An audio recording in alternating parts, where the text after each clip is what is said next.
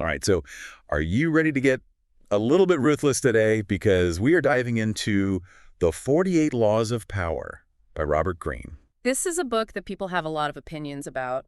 They sure do. Yeah, they really do. It's a love-hate kind of thing. It is. People either think it's like, this incredible masterpiece on strategy, or they think it's like super cutthroat. Yeah, or evil, like Yeah, immoral. totally. So, but I think regardless of how you feel about it, it's a book that makes you think about power in a way that you probably haven't before. Yeah, and that's kind of the point of this whole deep dive, right? To like get inside this book and like Yes. really dissect it. And Greene, he really forces us to think about like the reality of power dynamics and forget about this like nice idea of playing fair because That's not how it works. that's not how it works. Out in the real world. No, and he pulls from all these different areas like history, Oh yeah, he's got examples for everything. psychology, philosophy, warfare, Yeah. and he's just exposing these timeless strategies that people in positions of power have used for centuries. That's like these laws are, Yeah, they're always in play whether we see them or not. right. It's kind of scary, Yeah, actually. yeah, it is. It's like this hidden game that's always going on, and Greene is giving us the rule book. Exactly. Okay, so Law 6, court attention at all costs. Okay. This one really stood out to me because it's so relevant. Yeah. Like even today, right?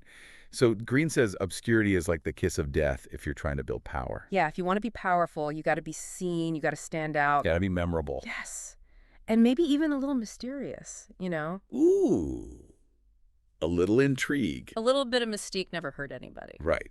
And the example he uses, it's so good. Victor Lustig. Oh, yeah, the man who sold the Eiffel Tower Twice. twice. Like, Terminal. how is that even possible? I know. And this guy, Victor Lustig, he was like the OG hype man, right? It was. Like, he understood branding before branding was even a thing. Right. He knew how to create a persona, an image. And get this. He used that to manipulate people into believing he could sell them the Eiffel Tower. Like, it's mind-blowing. And you know what? It's still so relevant today. Oh, absolutely. Think about it. Personal branding, social media, it's all about... Getting attention. Exactly. Lustig was way ahead of his time, but the principles are the same. So true. All right, let's get into Law 7. Get others to do the work for you, but always take the credit. Okay, so this one's a little... It's a little shady, Yeah, it can be. Can be a little bit ruthless. but effective. But it has been used to build empires, For sure. And the example he uses is perfect. Tesla and Edison. Oh, talk about a power struggle. Right. And, Edison was obviously brilliant, but He was a master at leveraging the talent of others. he totally used people. He knew how to spot talent, and he wasn't afraid to use it to his advantage. But, is that always a bad thing? I mean, it's a fine line, right? Totally. Because on one hand, delegation is important, but taking all the credit all the time... Yeah, that'll come back to bite you. Exactly. It can create a toxic environment, and people will eventually see through it. It's like that saying, you can fool some of the people all of the time, and all of the people some of the time, but you can't fool all of the people all of the time. Exactly. So it's about finding that balance, knowing when and how to delegate, but also giving credit where credit is due. So true. Okay, let's move on to Law 12. And this one is kind of wild. Yeah. Use selective honesty and generosity to disarm your victim. Okay, so this one always makes me think of like a wolf in sheep's clothing. Totally. Because it's like, you're being nice, Yeah. but it's strategic. Like calculated. Right. And the example he uses are like, what? Yeah. Al Capone. I know, right? Like the notorious gangster. Yeah. But it makes sense in a weird way. It does. Because it's like, you see this guy, you think he's like, Ruthless, scary. yeah. And then he does something nice. And it It's- throws you off guard. It's unexpected. Right. Totally. So it makes him seem more human. And therefore, more trustworthy. Exactly. Even though, he's Al Capone. Right. Like, don't let your guard down. Exactly. But it's a powerful tactic. And it's not just used by criminals. Oh, absolutely not. Think about politicians. Companies. Yeah, corporations, all these big entities using these small acts of kindness to kind of like soften their image. Or distract from the bad stuff. Exactly. It's all about perception. It is. It's all about managing how people see you. So true. All right, let's talk about Law 13. This one's all about pragmatism.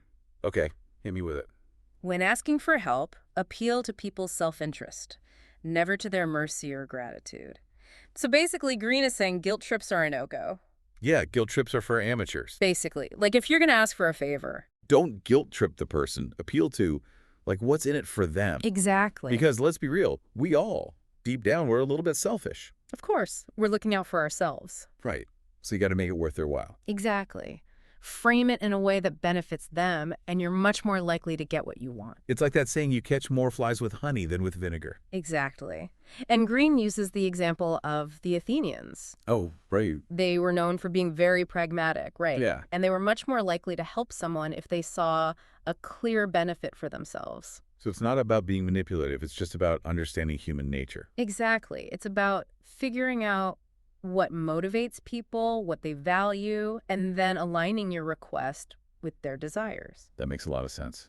It does, and it's a really valuable skill to have in any area of life. In your career, in your relationships, in negotiations. Okay, let's get a little sneaky with Law 14. Pose as a friend, work as a spy. I mean, come on, that's straight out of a spy movie. It is, right? But it's so relevant to power dynamics. It is, because information is power. Exactly. And Greene emphasizes the importance of gathering intel. Like, you need to know what's going on, who's who. Exactly. You need to be in the know. And sometimes the best way to do that is to befriend the people who have that information. So you're like, undercover. In a way, yes. You're building relationships, but you're also observing, you're listening, you're gathering information. It's all very strategic. It is, and it can be a fine line to walk, ethically speaking. Oh, for sure. But Greene argues that it's a necessary part of navigating power dynamics. Okay, so this next one is a little counterintuitive, Law 18. Do not build fortresses to protect yourself. Isolation is dangerous.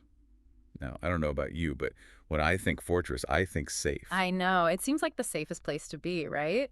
Tucked away, protected from the world. Exactly. But Greene throws us a curveball with this one. He does. He actually argues that isolating yourself, making yourself inaccessible is one of the worst things you can do. And he uses a really interesting example. Louis XIV, the Sun King, he built Versailles. Talk about a fortress. I know, right? This massive, opulent palace. Yeah, but it wasn't just about showing off. No, it was a calculated move. To what? Control people. Exactly. See, Louis XIV, he understood that isolation breeds suspicion, it breeds rumors, and ultimately it breeds rebellion. So he built this lavish palace. To keep his enemies close. It's like that saying, right? Keep your friends close and your enemies closer. Exactly. Louis XIV wanted to keep tabs on everyone, so he brought them all under one roof. That's kind of genius. It is, and it's a reminder that sometimes the best way to protect yourself is to be in the mix, to be present, to be visible. So it's not about building walls, it's about building relationships. Exactly. And those relationships, they provide a different kind of protection. They're like your own personal security system. In a way, yes, because when you're connected to people, when you have allies, you're much less vulnerable to attacks. Makes sense. It's about building a network of support, and that's true whether you're a king or just trying to navigate the complexities of your own life. So it's not about literally holding up in a castle. It's more about strategically choosing who you surround yourself with. Yeah, and making sure you're not isolating yourself from valuable information and connections. That's like having your finger on the pulse, right? Yeah. You don't know what's going on. Exactly. All right, ready for another law? Hit me with it. This one's a little, I don't know, it can feel a bit manipulative if you're not careful. Ooh, intrigue me. It's Law 33. Discover each man's thumbscrew. Okay, that sounds intense. It is. It's about understanding what makes people tick, but more importantly, what makes them break. Oh, I see. Like their weaknesses. Exactly. Everyone has them, those little insecurities, those hidden desires, the things they're most afraid of. So this law is about figuring out what those are. Yes. And Greene tells this crazy story about Lola Montez. Who was that? She was this woman who, let's just say she knew how to use her charm to get ahead. She wasn't like the most beautiful or the smartest, but she had this uncanny ability to read people. So she was a master manipulator. Pretty much. She'd seduce and influence these powerful men, and she always got what she wanted. I mean, her methods were questionable, but you gotta admire the skill. Right, and that's the thing about this law. It's a powerful tool, but it can be used for good or evil. Like most things in life. Exactly. Knowing someone's weakness doesn't give you a free pass to exploit them. No, of course not. That's just wrong. It's about using your knowledge responsibly. So it's more about, like, understanding people's motivations. Yes. And using that understanding to navigate your interactions with them to get what you want, but in a way that's, I don't know, more elegant, more subtle. Okay, I can see that. All right, let's move on to a law that I think we could all use a little more of in our lives. Hmm. Law 36. Disdain things you cannot have. Ignoring them is the best revenge. Ooh, this is a good one. This is about letting go. It's so true. Yeah. Because sometimes the more we want something we can't have, the more miserable it makes us. Exactly. And Greene argues that the best way to get back at something that's unattainable is to simply ignore it. Like, don't give it the power over you. Exactly. He uses this example of this art dealer, Joseph Duveen. Okay. And Duveen had this problem, right? All of his wealthy clients, they were running out of wall space to hang all the art he was selling them. Okay, that's a good problem to have. Right, but still a problem. So what does Duveen do? I'm guessing he didn't just give up. No. He comes up with this brilliant solution. He helps create the National Gallery of Art. Yeah. So instead of trying to force more art onto people who physically couldn't take it, he created this whole new avenue for them to display their wealth and taste. That's amazing. He turned a limitation into an opportunity. Exactly. And this law applies to so many areas of life, not just art. Oh, absolutely. Think about relationships, for example. Oh, yeah. Sometimes the more you chase after someone, the more they run away. Oh, yeah. Been there. But if you can shift your focus, if you can act like you don't care, it can actually make you more attractive. It's like the whole playing hard to get thing. Exactly. It's about demonstrating that your happiness doesn't depend on this one thing you can't have, and that can be incredibly powerful. Okay, this next law is super relevant, especially these days with all the, free trials and limited time offers. Oh, I know what you're going to say. Law 40. Despise the free lunch. There's no such thing as a free lunch, right? Absolutely not. Everything has a cost, even if it's not immediately obvious. And Greene's point is that when you accept something for free, it often creates a sense of obligation. Yes. Even if it's subconscious, you feel like you owe the person something. And that can be exploited. Exactly. Greene actually uses the example of a con artist who uses a free lunch to lure in his victims. It's like the oldest trick in the book. It is, but it works because it plays on this deep-seated human desire to reciprocate, to not feel indebted to someone. So how do we avoid falling into this trap? Be wary of anything that seems too good to be true and always ask yourself, what's the catch? What does this person want from me? Exactly. Because there's always an angle, even if it's not immediately apparent. Okay, this next one really resonates with me because I think we've all felt this pressure at some point in our lives. Oh, tell me more. It's Law 41. Avoid stepping into a great man's shoes.